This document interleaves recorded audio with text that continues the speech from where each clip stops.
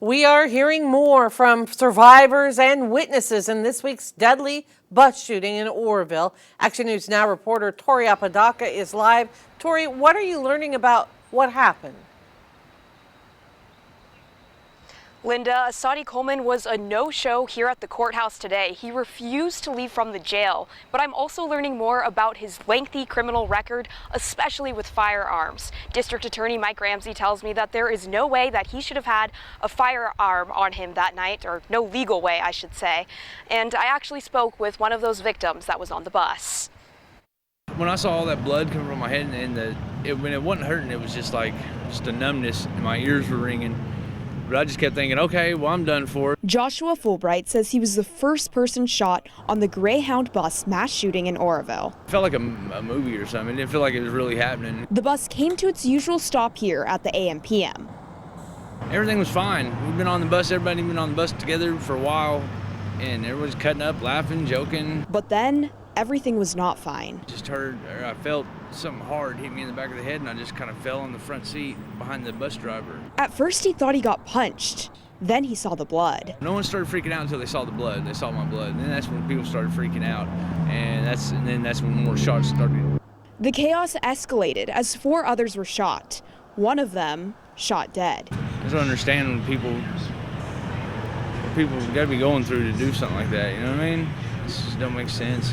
Fulbright eventually made it off the bus and ran into the AM/PM. The lady in there was super cool. She held my head for me. Despite a gunshot to the head, Fulbright only had one thing on his mind. I remember I just kept asking her, can I call my mom? Can I call my mom? And she let me call my mom. Police say the shooter took off across Oro Boulevard and wound up at this Walmart. When I was in the Walmart, I heard yelling and screaming. That's when Trina Scribner pulled out her phone and started rolling. Saying, help me, the police are after me, and I don't have a gun, and I'll prove I don't have a gun, and then he started shedding his clothes off. You can see deputies putting pants and the cuffs on 21-year-old suspect, Asadi Coleman. As the Greyhound bus became a crime scene, Fulbright is left with nothing but staples in his head and this hospital bag. I had literally everything I owned on that Greyhound. After hospital discharge, Fulbright returned to the same spot where it all happened. Here's my, this is my doctor's from the doctor, and then this is my new bus confirmation number. To board another Greyhound bus to complete his journey to Texas.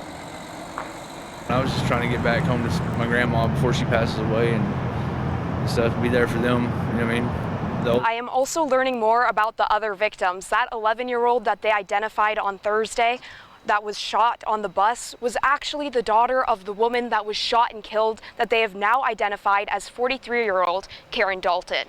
In fact, actually, all of the people that were on the bus weren't even from this area or from California. They were simply just traveling through. Reporting live in Oroville, Tori Apodaca, Action News Now, coverage you can count on. Thank you, Tori. And because Coleman failed to show for court today, he's now scheduled to appear Wednesday, February 9th at 8:30 in the morning. The judge granted people's motion to set no bail at this time.